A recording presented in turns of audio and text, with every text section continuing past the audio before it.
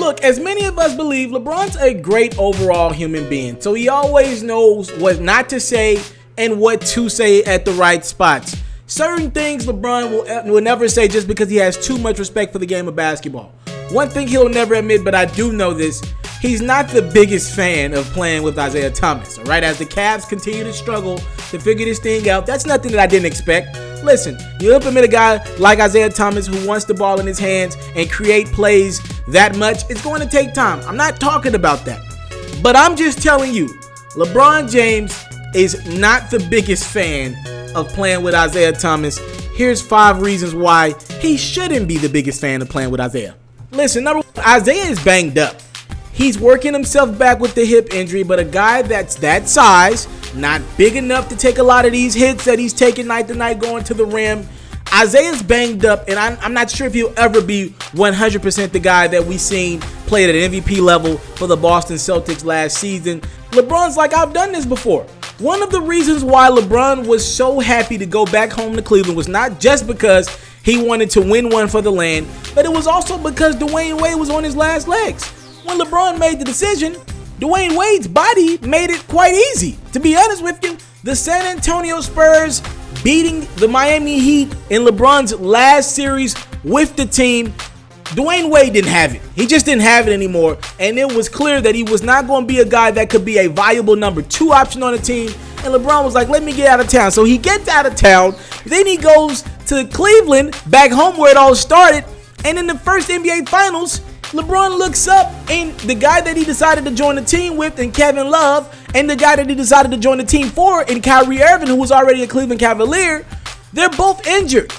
LeBron played the first NBA Finals, the bulk of it, without the services of his 2 best players, and LeBron's like, I don't want to do this again. Now, since then, Kyrie Irving and Kevin Love have both been able to sustain health at enough of an amount to keep them on the court until the ends of the previous 2 seasons. But let's make it clear, LeBron has dealt with injuries all his life, and it's not been his own injuries. The irony is LeBron has taken such great care of his body that he has to sit around and look at guys who have NBA Hall of Fame potential, and some of these guys who will be Hall of Famers, he has to sit around and look at them not put the same level of care into their bodies. So LeBron's like, I've already done this before with Dwayne Wade and a little bit of Kyrie Irving. Let's keep it moving to the number 4 reason why LeBron does not want to play with Isaiah Thomas. It's a contract year for Isaiah Thomas. Come on, y'all. Isaiah has never gotten paid. He's never been the highest paid player on the team. As a matter of fact, he's never made over $9 million in a season.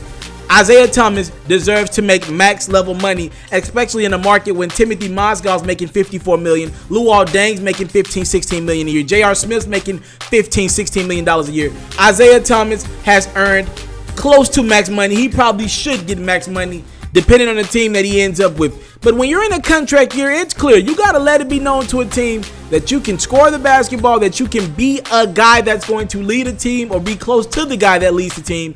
And Isaiah Thomas is going to have to make some plays to show teams that I could be at least a number 2 option on the team. And if I wasn't playing with LeBron James, I'd be a number 1 on any other team.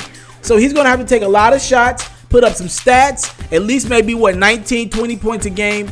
And that's not going to positively affect this Cleveland Cavalier team if you're LeBron James, when you're looking for just one more piece to come in and be a scorer when need be and let LeBron control the offense.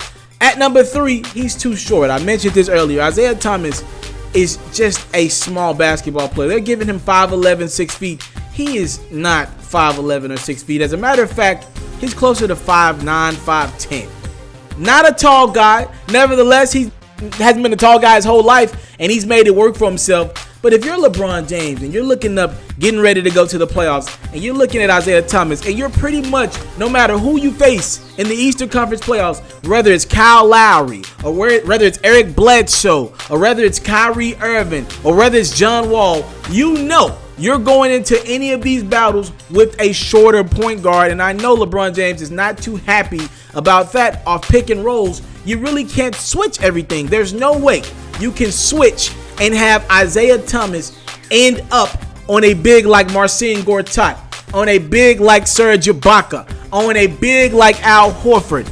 Any of the bigs in the Eastern Conference, and especially in the NBA Finals, you really can't switch it because Isaiah Thomas, just on height alone, he can't hold his own against some of the big guys. And heck, he probably won't be able to hold his own against some of the guards because of a strength thing. At number 2, he's not Kyrie Irving. Listen, we don't know what went on behind the scenes that went into Kyrie Irving demanding a trade out of Cleveland. We think we know some stuff. We believe it's because Kyrie Irving wanted to be his own guy. He said he wanted something new. He said he's ready to make a change, and he did make the change to go to the Boston Celtics, and now he is the star of his team, and it looks like he's well equipped to be the guy on that team.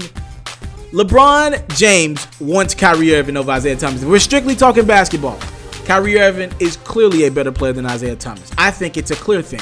Kyrie Irving is a clutch guy. Not saying Isaiah Thomas is not clutch, because he does make a lot of fourth quarter baskets.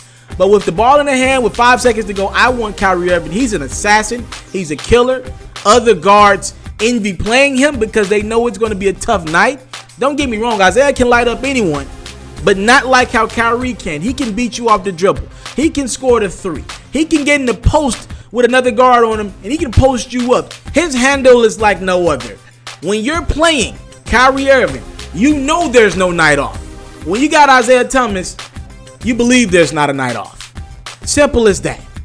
And the number one reason why LeBron James does not want Isaiah Thomas playing with him on that Cleveland Cavaliers team, and we know what LeBron James is all about at this point in his career, championships, is because he doesn't scare the Golden State Warriors.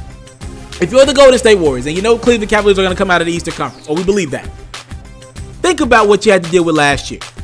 If Kyrie Irving has went on to play with the Boston Celtics and be a number 1 guy, you got to believe Kyrie Irving is either A, the best point guard in the league, or maybe top 2, top 3. That would put him at least in the top 10 of players in the league.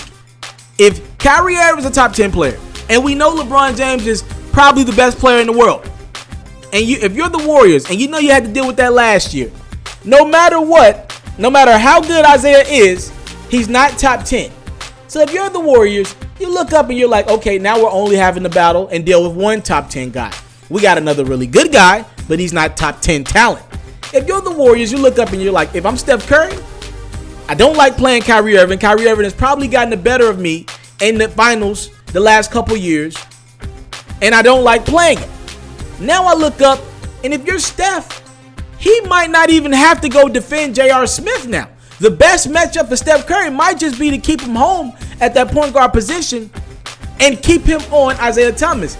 Now, with that being the case, Klay's going to have room to get off. Remember, in the last 3 NBA Finals, the Warriors have put Steph for the bulk of the time on J.R. Smith to allow Klay the responsibility of Kyrie Irving. Now, if Steph is able to stay home and guard Isaiah Thomas straight up, and Klay's able to take the night off with J.R. Smith, who becomes a spot-up shooter in the NBA Finals for some reason, now Klay's going to have baskets and buckets at will, and he's going to take advantage of J.R. Smith, and he's going to be able to have more energy offensively if he's guarding J.R. Smith. Kevin Durant, Draymond Green, they're looking up like, yo, if Isaiah Thomas switches on me, I'm good to go. I'm going straight to the rim, or heck, I'm rising and shooting that jumper, and especially if you're Kevin Durant, there's nothing Isaiah Thomas can do about it. Heck, it's barely anything anyone else can do about it, but at least when you got Kyrie, you got a guy who's 6'3", 6'4", who can at least get a contest up and maybe do something about it. If you're the Golden State Warriors, and you look at it, you had to deal with Kyrie Irving and LeBron James last year, and you wake up and you realize now you just got to deal with LeBron, then maybe Kevin Love, then Isaiah, you're clapping right now. You're praising for joy. It's not the same, and if I'm LeBron James, I'm very concerned. Even if the Cavs figure this thing out and get rolling down the stretch, which a lot of us believe will happen, it's just not the same.